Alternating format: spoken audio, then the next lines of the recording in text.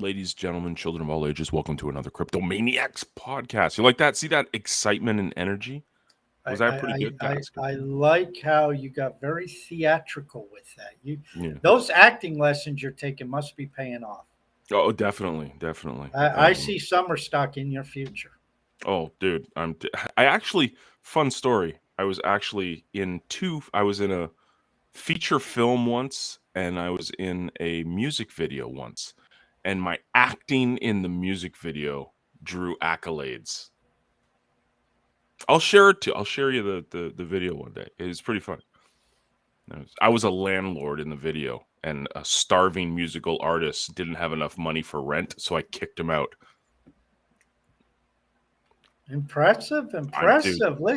Look, I've been doing this show with John for well over a year, and I just keep learning more about the different layers of talent that this man has. Oh, dude, it's It's layers for baffling.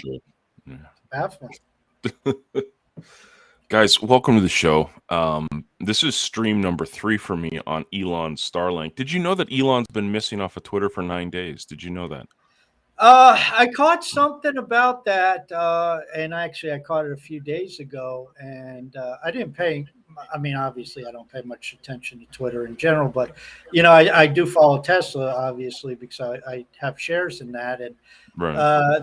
there's some of the people whose videos I follow because I like their work about Tesla were commenting on it, and some are speculating he's trying to get deliveries of cars.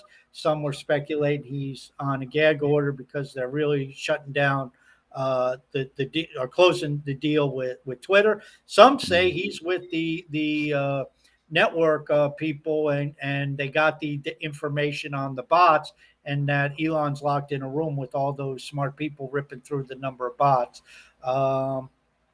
Maybe he was abducted by aliens. Who knows? Maybe Joe Biden had the Secret Service pick him up and lock him in a room. Who knows?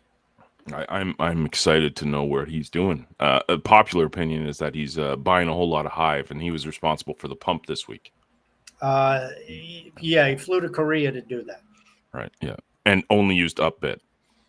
Well, yeah, he had to get to South Korea to use Upbit, and have a friend who's South Korean, I guess. There you go.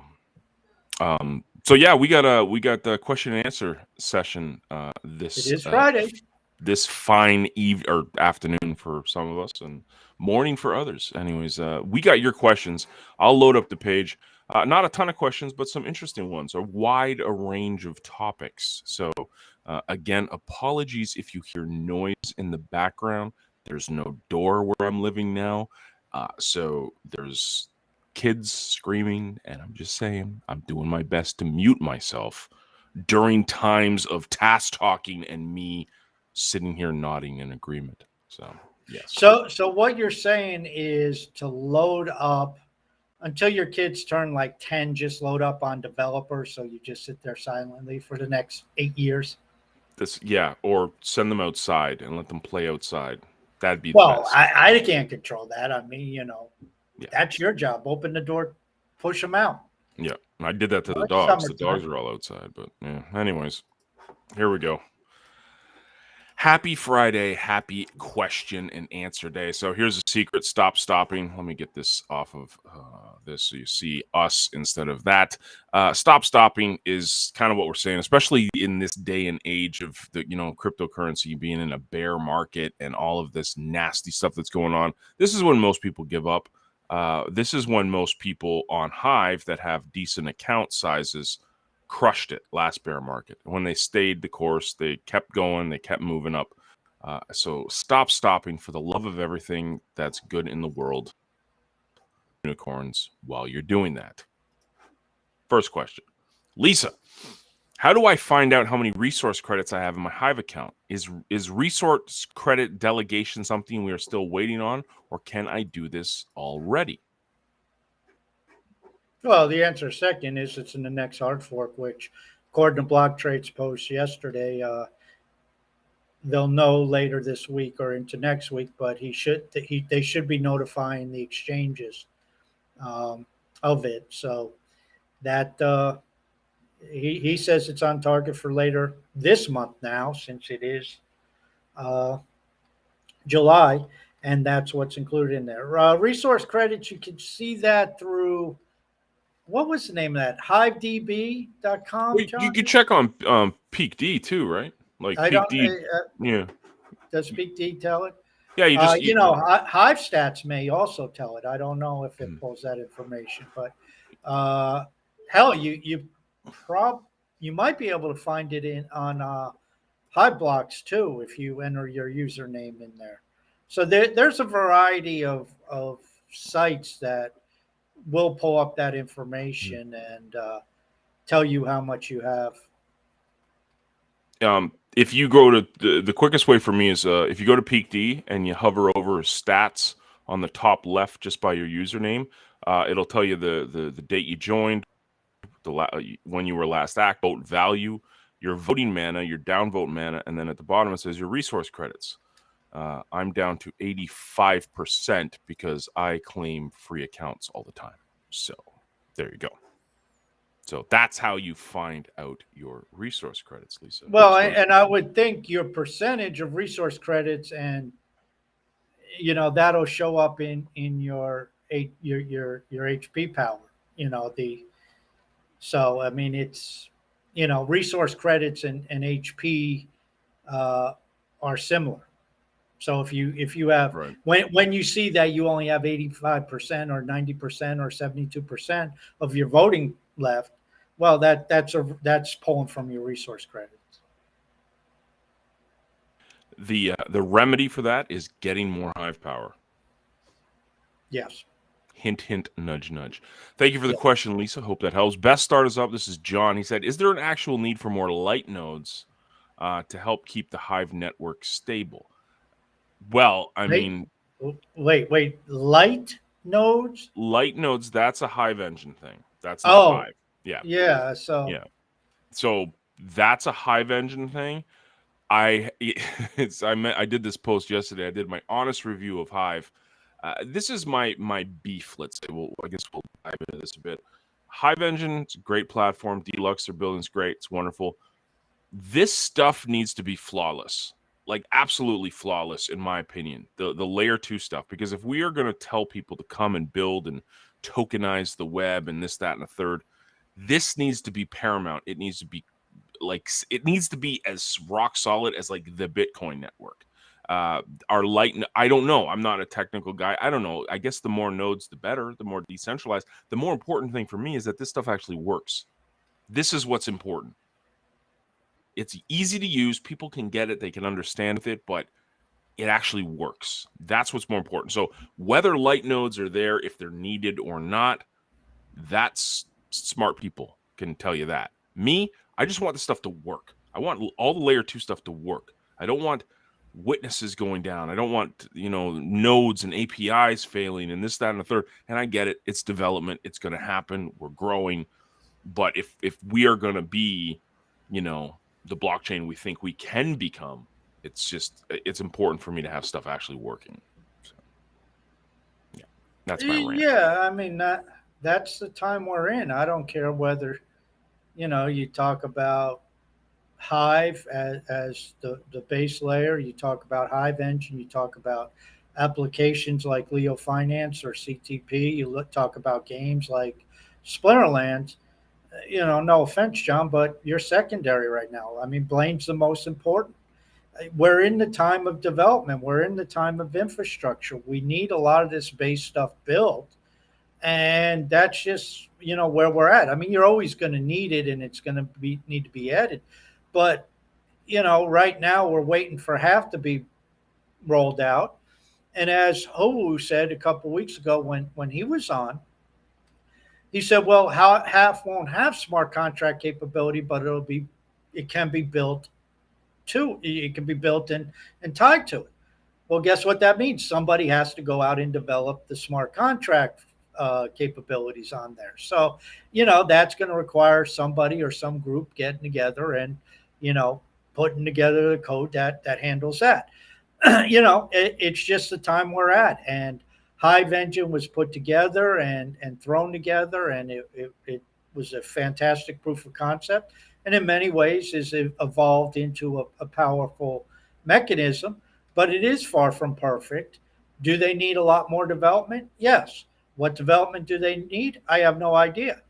Are they going to do the development? I don't know the roadmap, but I would presume that they are inclined to. And it's the same thing with Splinterlands. You know, Yaba's out there hacking away at code every day, building and expanding and adding to the platform. And, you know, they have a roadmap out there and they've done some things with land, but it's really not integrated. You know, that's all in the plans. You know, that's just how this stuff works and the point we're at. And so, you know, the previous questions, resource delegations, it's not built yet. I mean, it is built. Who did the code, but it hasn't gone live yet. So the integration of resource delegations, it's not there until that hard fork goes through and the witness is accepted. You are missing that in your base level infrastructure.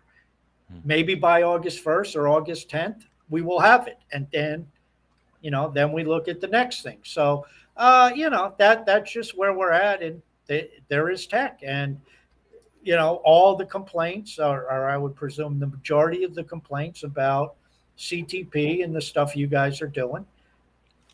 You know, that's Blaine stuff. It has to be handled at the developer end. You know, either it's a problem where there's a bug, there's an infrastructure problem, there's something that he threw together just to quickly get something to market, an MVP, and has to upgrade.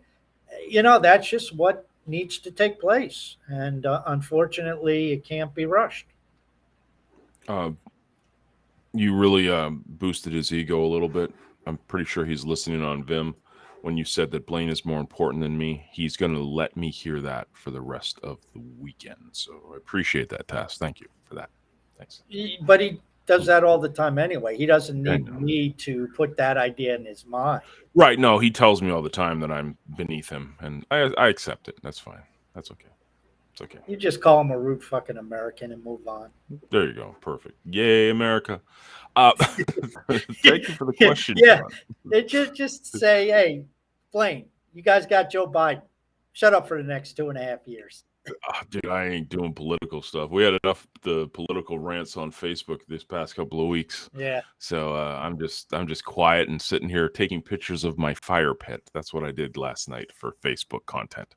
I said, this is what I'm doing. I'm looking at my fire, enjoying it. You guys go fight about what's right and what's wrong. Anyways, we won't get on that tangent. David Armstrong is up.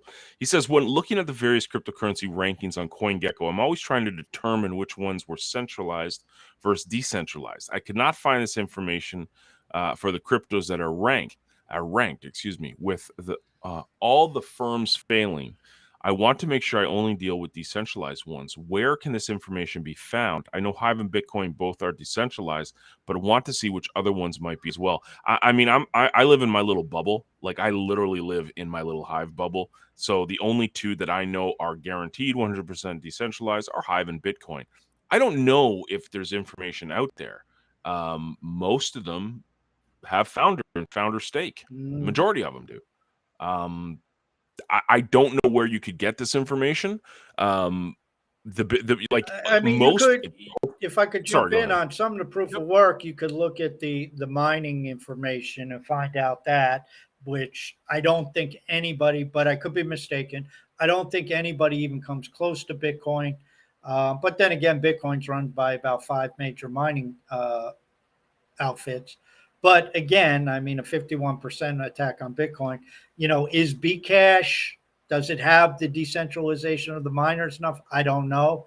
The other way is you look at the projects and that are on chain, and you just look at the wallets and look at the token distribution. And, you know, they call me Dan all the time, talks about Ethereum. And it's not too hard to find out which is the Ethereum Foundation, which is Vitalik, which is Joe, what's his name, Lubin. You know, you see these incredible wallets that, you know, it's unlike Hive, where, you know, you could say Block Trade's okay. He has 3% of the float, but, you know, you're looking at, I think the Ethereum Foundation has like 20%, and Lubin may be up to, somewhere close to that. And Vitalik was probably somewhere around there. And for all I know, Hutchinson might be still holding a lot of that stuff too. So that's really where I think the short answer is there isn't. I mean, there could be a few projects floating out there that don't get the recognition. Maybe there's some things that have been produced in the last 6 months, but they probably wouldn't rank on CoinGecko or CoinMarketCap. But there could be some newer projects where the project teams have taken this stuff to heart and said, okay, we're going to go at this, decentralized from day one. What they are, where to find them, I don't know. It's hard because the human tendency is, if I'm going to build this project, let's give ourselves a huge stake. And that's what people typically do. I can tell you, avoid anything Justin Sun related. Not financial advice. No, that's financial advice. Stay away from anything Justin Sun related.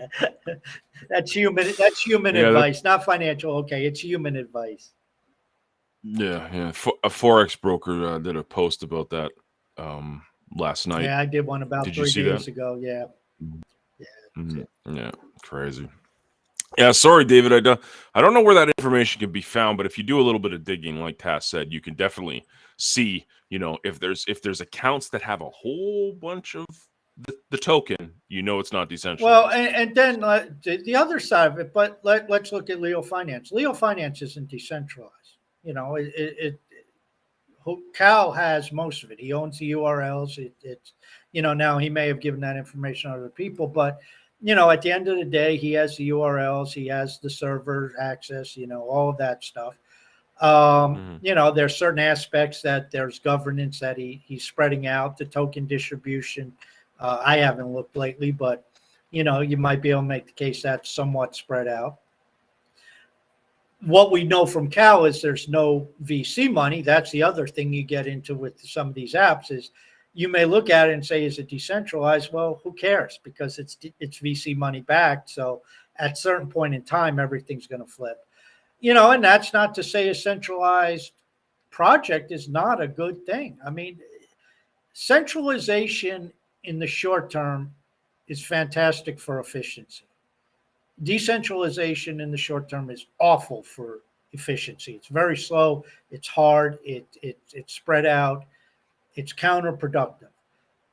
You could make the claim in the long run, decentralization is actually better because you have innovation and it's spread among a lot of different people and anybody can just jump on and innovate, whereas centralized entities get stagnant and they don't innovate to the same degree as decentralized entities. But, if there is an app, and yes, we can point to the Celsius, yes, you can point to the BlockFis, you can point to a lot of things. Was their downfall, their centralization being not decentralized, or was their downfall something else? I mean, we see a lot of tribes on Hive that I don't care what the token distribution is, they're not going anywhere. Well, why is that? It's, you still have the business building, you need people like Blaine and the developers. You need to have vision and expansion and a roadmap. You need to be marketing. You need to, if you do have a cost benefit analysis and you have liabilities and expenses, you have to manage your money. You have to manage your project. I mean, all that comes into play. And that's one thing Cal said in an AMA during the bear run. He sold off a lot of assets. So at the present cost, Leo Finance could go, I think he said 5 years. You don't have that in a lot of projects. So how many of the projects now, we started with Steam and Ink. They had to keep selling their pre-mine just to meet their expenses and to pay their bills. And it just got outrageous and they tried cutting back and all this other stuff. They were not ready to handle it. They didn't have the basics of the business in place, centralized or not centralized. it was failing because it was a bad leadership. And I think it's easy to get caught up in the centralized, decentralized argument. I don't know if that equates to success. I will say it will equate to resiliency. Now, centralization doesn't have the resiliency, in my opinion, that decentralization does. And that's where now you're getting into a different discussion. But, Steam and Ink didn't run into the problems they had because they were centralized. That's a good point. I got stories about Steam and Ink, but that's for another day. Maybe we should do a whole episode on it. Whole episode. Thank you for the question, David. And my Path to Fire's got a good one here. The art of dollar cost averaging. He wants to know, how do you stay disciplined to keep buying Hive each week regardless of the price? Well, this is what I did. What I did for the past, 4 or 5 years now. My easiest onboarding for Fiat is Coinbase. It gives you the option every week, every day, every month, whatever, to do a buy, do a recurring purchase. So what I did was every single Sunday, I purchased some crypto. Hell or high water. Didn't matter what the price was. It was my recurring weekly buy. That's how I stayed disciplined. I took it out of my control and put it into the wonderful world of automation. That's personally how I did it. I don't know if you had another way, Task. Did you have a little sticky note in front of your computer going, go buy stuff, or no? Well, I mean, it comes down to commitment. How do you stay disciplined? Well, most people are lazy about their health. Most people are lazy about what they eat. Most people are, especially in the United States right now, obese and overweight. And, they do nothing about it till they go to the doctor and they get the diagnosis of diabetes or of heart issues or of this or that or the other thing. And suddenly the motivation is there. How do you stay disciplined to go to the gym? How do you stay disciplined to eat right? How do you stay disciplined to, do your posts every day, to make your sales calls, to do whatever it is that leads to success? You have to have the drive for success. And if dollar cost averaging is one of your methodologies for success, then you have to be driven to do that. And yes, automating is a fantastic idea. That's how most people fund their retirement. It's easier when it's just taken out of the paycheck. I don't even see it. It goes into my retirement account. But in a situation like this, if the automation isn't available, you have to set up your system how you do. And some people do it like John did every Sunday, once every 2 weeks, the 1st and the 15th. Whatever you do it as, that's fine. Other people do it based upon certain levels. So they say every time Hive goes down 10 cents, I'm going to buy. Every 10-cent move or every 10-cent move in Hive, I'm going to buy. So if it drops 10 cents, I'm going to buy. If it goes up 10 cents, I'm going to buy. If it drops, now if it's real volatile, you could be blown through all your cash. But the point being, whatever system you set up, and this is, one of the things they'll tell you if you're learning to trade, doesn't matter what system you use, you set up the rules, follow the damn rules. Right. And that's where people fail is they have these rules in place. Well, okay, the stock went down 5%, I got to sell. And they say, well, but I think it could actually rebound, so I'm going to hold. And then it goes down another 20%, they lost a lot more money. So whatever rules you set up for your dollar cost averaging, stick to it. Like you said, if you have to write a sticky note on your computer, if you have to tattoo it on your forehead backwards, so every time you go in front of the mirror, you see it, whatever you have to do, put a rubber band around your big toe, it doesn't matter. But if you make the commitment to dollar cost average, every Thursday, then you make the buy and you ignore the price. Every Thursday you do it. Sometimes you're going to do it when the price is up. Sometimes you'll do it when the price is down. That's the whole idea of DCA.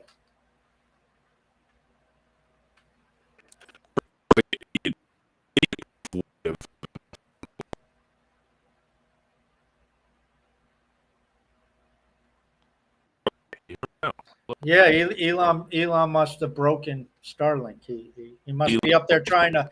Maybe that's where he is. He's trying to fix the satellite that you're on. Into space. Yeah, they put him on a SpaceX rocket. And he's trying to fix the satellite. But yeah, what you said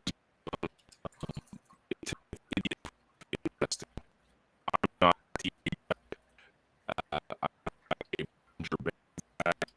I'm a smart guy when it comes to that.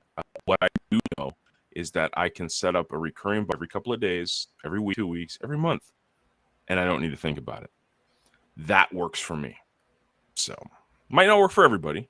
A lot of people like the day trading thing. That's not for me. I'm an idiot. I like simple. So, hope that helps.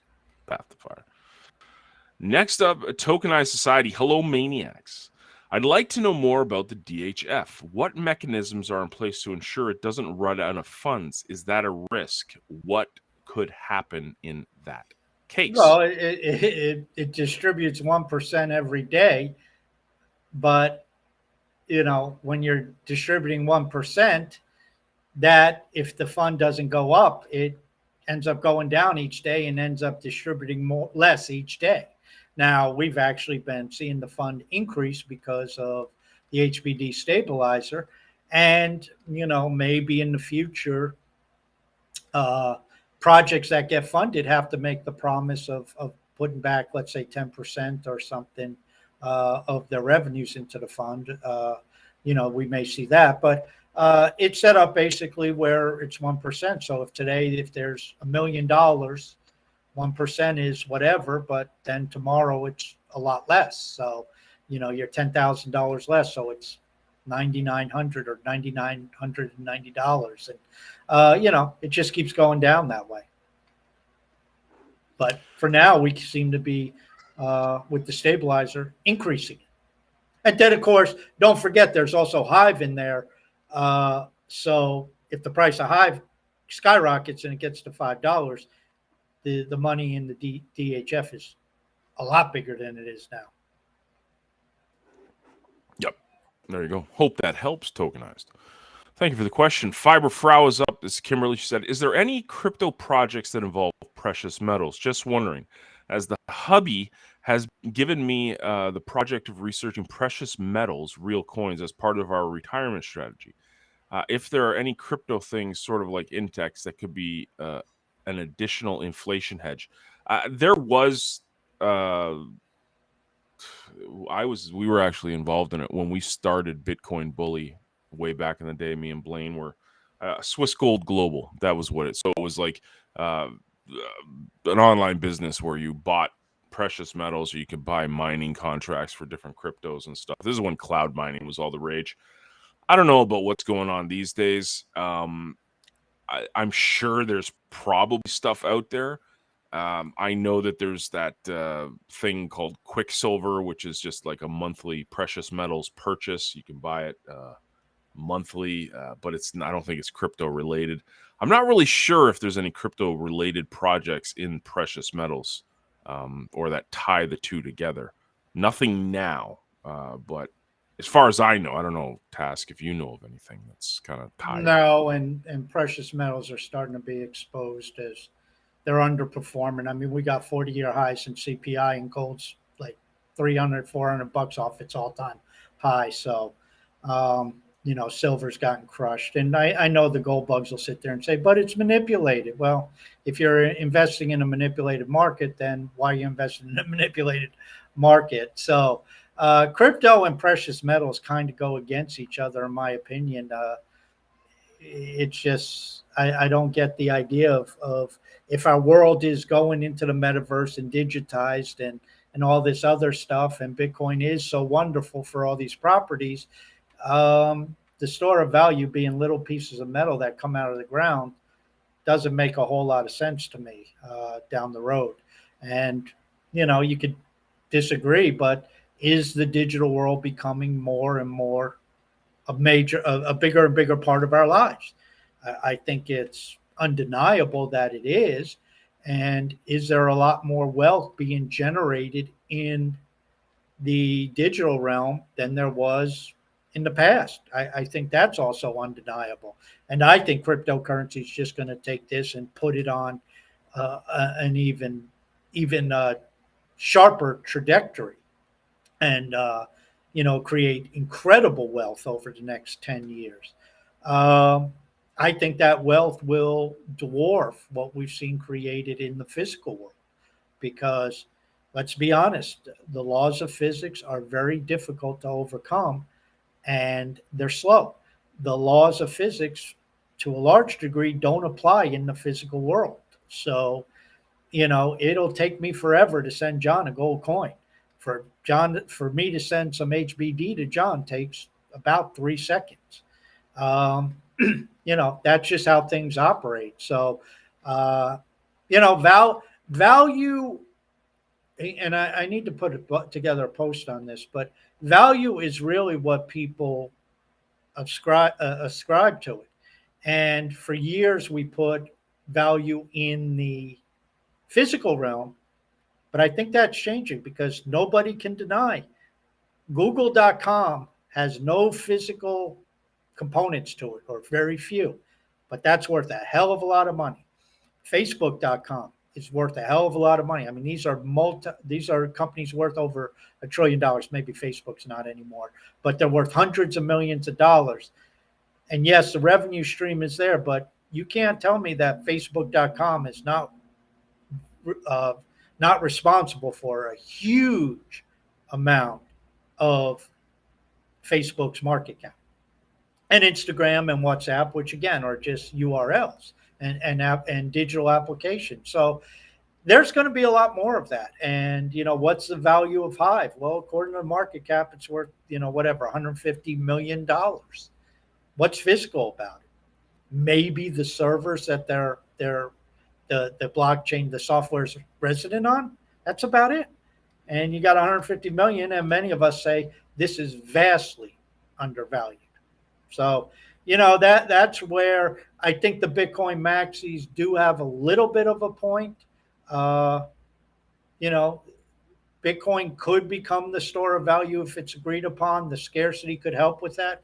And also it does have properties that make it preferable, in my view, to gold, simply because, gold, if I try to transport gold across international lines, we know from history that some border crossing guard might take your gold. You can't do that with Bitcoin.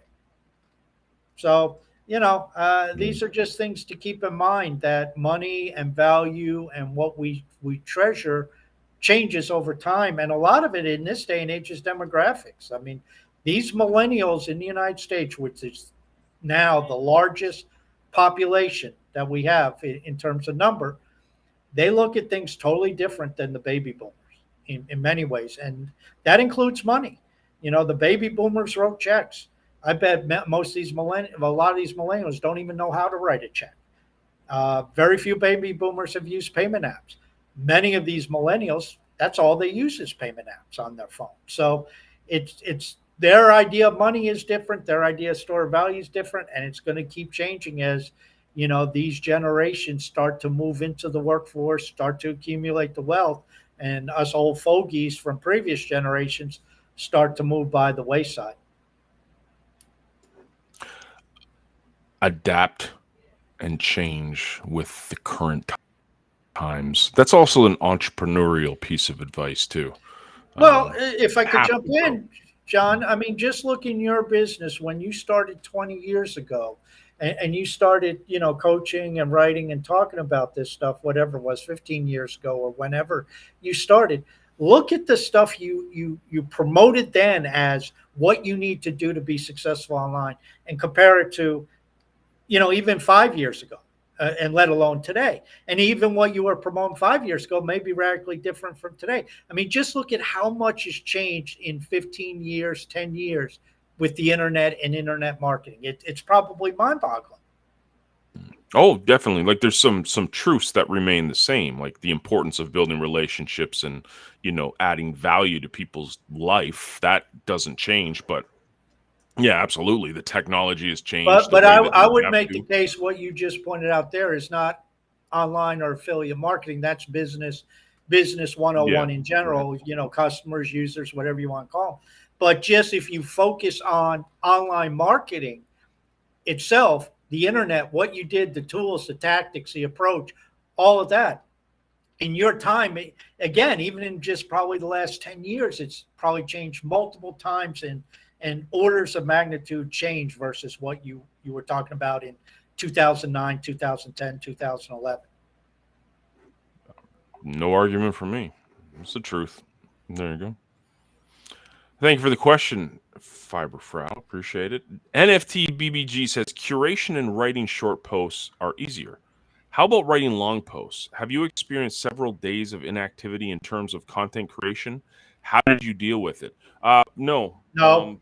No. Yeah. No. Here, I always show this off, and it's on my wall of love, and it's something that we developed for CTP, for Click Track Profit. It was our 30-day content challenge, and what it was just a simple calendar. And what I did is I wrote down my schedule for the month, and hell or high water, just like we talked about with the discipline of dollar cost averaging and investing, the discipline of saying, okay, Monday, I'm going to do my Crypto Monday show. Tuesday, I'm going to do my CryptoManiacs podcast. Wednesday, I'm going to do my free writing. Thursday, I'm going to do a little bit of free writing and Thursday Night Live. Friday, I'm going to do CryptoManiacs. Saturday, I'm going to do Hive goals. And then Sunday, I'll do my Sports Nerd show. So I know my schedule a month. I write it down and I stick to it. So for me, writing longer posts or longer piece of content, it's like riding a bicycle to me. It's a habit. It's something I've been doing now for years and years and years. Here's something I just noticed when Tass was talking. He said, "Hey, I should write about this." And what happened there, and this is happens in the content creator mindset.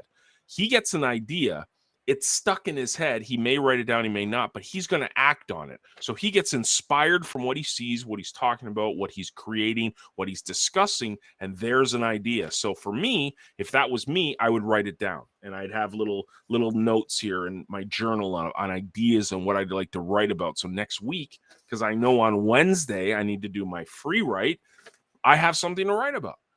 So it's this constant, like, just absorbing of inspiration, absorbing of information, and just constantly, getting all this feedback from the industry you're in. You'll never run out of things to write about. It's impossible. So, yeah, that's what I do. Yeah, I agree with you. Well, first off, you have to make the commitment. Something has to go up each day. And I'm like John, I'm not as organized, so I got back of envelopes and pieces of paper and all kinds of stuff. And it's probably half an inch high, maybe even a little higher. And there's all kinds of different ideas for posts on there. As soon as I get one, I write it on there. Now, a lot of them don't end up as posts because it just isn't something that I can elaborate on. So where do you get these ideas? Well, sometimes people spread them. I just sent a message to they call me Dan. I watched a video and I said, Dan, would you make a video on this, giving your rebuttals to what's going on here? And there were people talking proof of work and proof of stake, which is right up his alley. And I said, I think this would be great if you could give a rebuttal and show what you think about each of these viewpoints and give a compare and contrast. I've had people do that to me on Discord. They ask a question or something like that, and it's like, okay, well, I'll answer that in a post. But what John said, information is so important. Read a lot. Get involved in comments. Go through comment sections. A lot of times you can get ideas for posts and comments because you see somebody write something and you start responding, and it's like, shit, this is 5 paragraphs. Another 5 paragraphs. I got a blog post here, so let me. I'll delete it all and I'll say I'll answer this in my next post, and I'll write it down and then write a post about it. If you're on Twitter, if you're on YouTube, and you're looking at specific topics and you follow different influencers on Twitter, and they talk about cryptocurrency, or they talk, well, whatever your forte is, photography. If they talk about gaming, if they talk about online business, you just start to see what other people are tweeting about, posting about. And if nothing else, you might see a tweet and you say, that guy's a jackass. He's totally wrong. And I know this. And so you take a copy of the tweet, you put it in your post, and then you just give a rebuttal. Or you want to say why this person is the smartest person since, whoever. And, I agree with everything this says here, and then elaborate on it. And this is where this person's right. And, everybody should pay attention to this because this is what's happening. There's a lot of stuff out there. So I think what's the saying, John? The best writers in the world are the best readers, or the most ferocious readers, and those who read tend to have a lot to write about because ideas are triggered. And but that said, you can write down 18,000 ideas, but if you never pull up the Peak DE or Leo Finance or CTP Talk and go to publish your post and write it, well, you're not getting anywhere. And that's where John and I, for 15, 16 months, whatever this show's been on the air, and in his videos, my videos, I mean, since who knows when, we always preach the same thing: consistency. I mean, it's he has his 30-day goals, and then, or his 30-day schedule, and he broke it down to his week. And his week, basically four of his posts are already done for him, because they're videos he does, and it's done. Boom. And the other 3 days he has, okay, this is what I'm going to do. And, you look at John's account, guess what? Because of the time difference between him and I, and he tends to put his posts up, I've noticed what would be late at night for me, I tend not to see him till the next morning.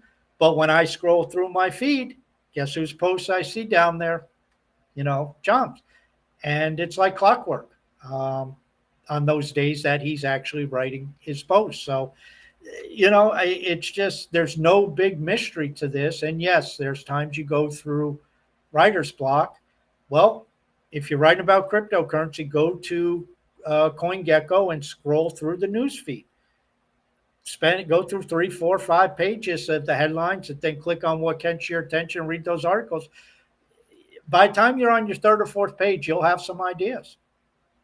And you could do that, I'm sure, for any subject. If you want to talk about Tesla, if you want to talk about Amazon, if you want to talk about the stock market, if you want to talk about online gaming, if you want to talk about Call of Duty, I mean, just start scrolling through. Do a good old-fashioned web search of Call of Duty, then go to your news section, and there will probably be a bunch of articles about new stuff with Call of Duty, new features, new discussions, whatever.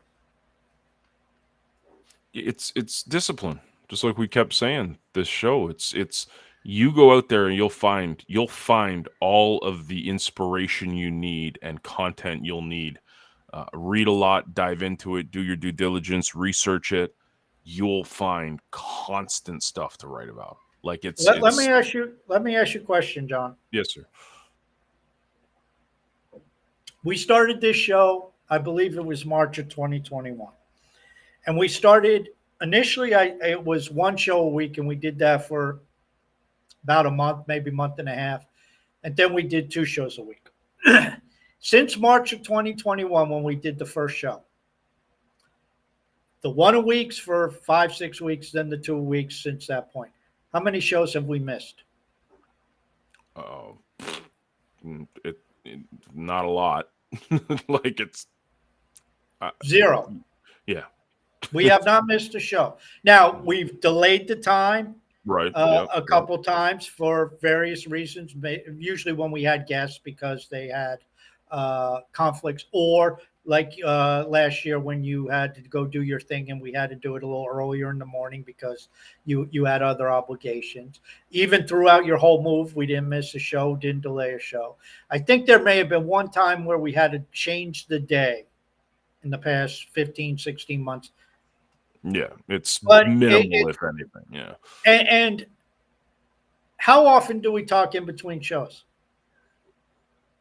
Very rarely. I mean, Sometimes we'll have stuff we'll send back Right, and forth, yeah, but that's usually due with scheduling or something like that. Do we ever send a message to each other? Hey, are we on for Friday at 1:00? Or right, yeah. Hey, are you going to make it this week? Yeah, Right, it's expected. I don't talk to John. I didn't talk to. Well, I sent him messages, and he sent me messages about our scheduling for July. But from Tuesday to today, there were no messages pertaining to this show. I show up at 5 minutes before the show, and there's the link from John to get on. Yeah. Now sometimes there's a message, hey, I'm going to be a little late. We're going to have to stop 5 minutes late, or, I got this conflict. Can we move it up or whatever? But that's the commitment. That's the discipline. John and I both know he had his list there. He took the list from what he's going to post. Part of that is the commitment that we're going to do the shows then. So he talked about Tuesday, Friday, then he talked about his other shows throughout the week. He has the commitment. It's no choice. He knows at a particular time on each day, for those days that there's shows, he has somewhere to be. And he's had to maneuver around. He's had to go to coffee shops. He's had to make sure his internet there. I'm sure he has to get with his wife and say, okay, for the next hour, you got to do this. But he shows up. I mean, how much more can we say, or can I say here, and I'm rambling on, but there's a living example, John. You're a living example. Just for anybody listening, do what John does. He shows up. Do what we do. We have this show every single week, twice a week, like clockwork. Why? Because that's what it takes. Now you can go look at John's feed, you can look at my feed, and you can see the articles, and you can see the scheduling we each have of when we post. Because John, it's once a day. Me, it's twice a day. Just go look through. They're right there. And they're usually within a couple hours of the same time each day. I mean, the window may vary, especially with. Depends on if I can get it uploaded in time. I was going to say, yeah, especially with the 3Speak. Sometimes, Elon. But not even Elon. 3Speak. Sometimes I'll load a video and 6 hours later it's still trying to code, but whatever. But that's just it. We talk about it, but not only this is not do as we say, not as we do. We do this stuff. I mean, it's do what we do. It seems to work for us. Maybe it'll work for you too. Yeah, give it a shot. Try it for 30 days and see what happens. And go leave 500 comments in the next week. Serious comments, and then see what happens to your account. Yep. Still one of the best ways to get it when it comes to this blockchain. So hope that helps, NFT. And finally, we have some Splinterlands questions. It would not be the CryptoManiacs podcast without some Splinterlands. It's been a few weeks since we had one. Well, we didn't have one last week, and the week before, I think we had Starkers on the Friday, so we didn't have the Q&A. And we may not have had any Splinterlands before that. It's been a while since you've gotten your Splinterlands Q&A fix. My Splinterlands addiction. But by the way, for all who are like John and Splinterlands junkie, not this coming Tuesday, but the following Tuesday, we got a repeat visit from Bulldog. Bulldog will be here on the 12th. How would you size that up, John? He's probably one of the foremost content creators about Splinterlands. Would you say that's a good way of summarizing them? I'd put him and Infidel up there as my favorites. I get a ton of value when I watch their videos. I've learned how to play the game by watching how they do it. He gets it right. He found a niche. He found this little NFT gaming space and said, "I'm going all in." And he went and he poked around and he tried other games, but he keeps coming back because he says Splinterlands is the most fun he has. So he found a passion and he's crushing it. So yeah, big shout out to Bulldog. And he's definitely doing a ton of work with the Splinterlands team as well. Yeah, that'll be fun. But yeah, iJat wants to know, what do you think? Because this is, I don't know if you know this, task, but the SPS airdrop is ending in about 20 or so days from now. Where do you think all the SPS will flow to? I've had a great year of stacking SPS. I've sold some along the way. I lived off it quite lucratively, like when it was during the bull run. It was pretty nice getting 50-cent SPS and getting, a couple hundred of them dropped into your account every day. That was nice. Obviously, SPS has taken a hit. It's 5 cents now each. But what are they going to do? What's going to happen after this? Well, I think, and most people say, that the player staking is where SPS will head to after the airdrop is done, which is absolutely fascinating to me. And it's why we created so much SPS and Splinterlands focus inside of HE Index, because of player staking. So I think that's where it's going after it. I know there's land, and they're doing a lot with the modern and the types of matches, and they've done a ton of work with the rewards over the past couple of weeks here. Everything's been going really, really well there, and that's what Splinterlands does, man. They build when everyone bears. They built in a bear market. They exploded in a bear market. They grew in a bear market. So, I'm pretty bullish on everything that they're going to be doing over the next 6 months. So. Now, is the airdrops ending, but you still, if you're staking your SPS on the site itself, on the game itself, it's still delivering the APR, correct? That will carry forward, or no? Yeah, and you're getting the vouchers too, right? So the more SPS you have staked, the more vouchers you're getting every day. I think they might be cutting it, the inflation or something. I'm not totally 100% sure. I do have to look into more of this, especially as the airdrop ends. My big risk is the price of SPT, their token for creating on Splinter Talk. The main reason people were holding this stuff was because it gave you airdrop points. Mm-hmm. What will happen? I've been begging and trying out what their use case is for this token. I would love to see SPT more integrated into the game. I'd love to see it happen. I have no idea, but that's where I would love to see SPT have a much stronger focus here going forward.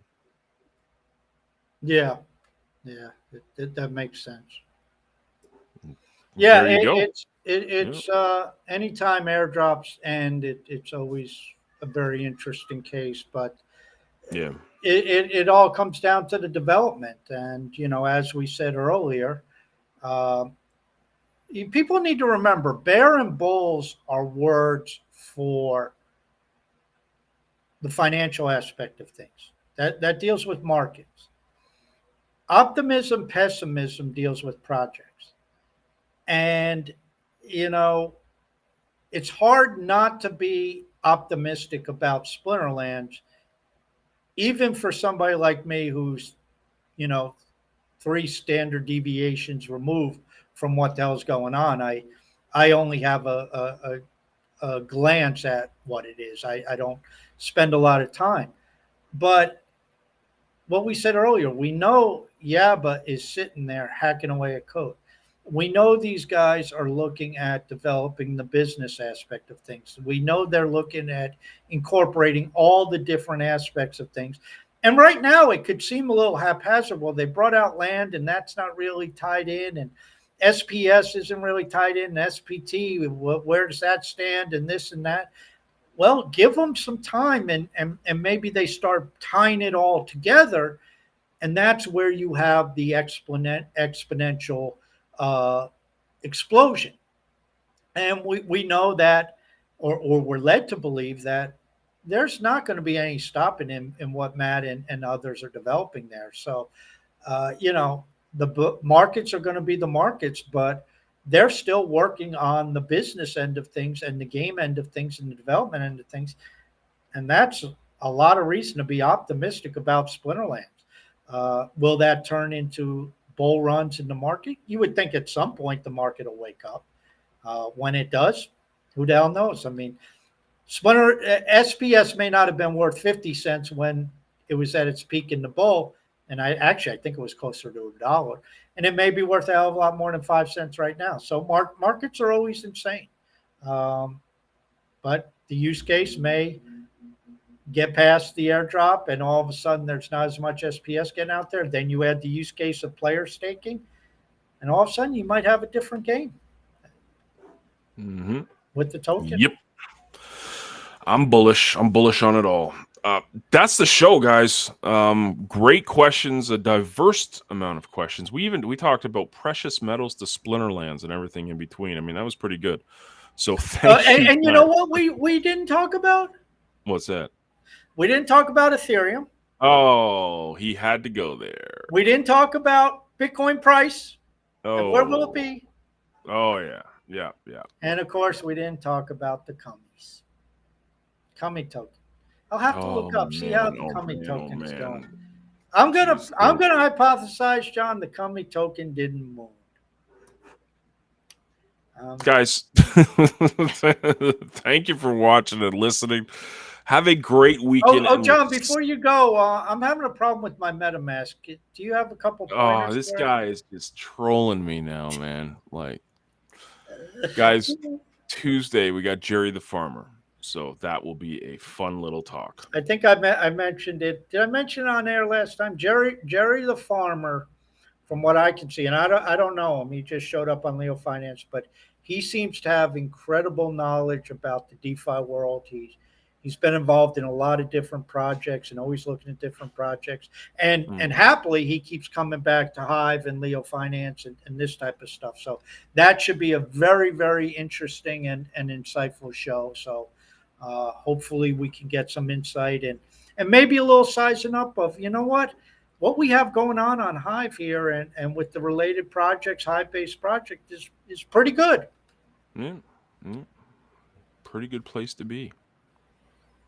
Guys, have a fantastic weekend, and we'll see you on Tuesday. Toodles. Ciao.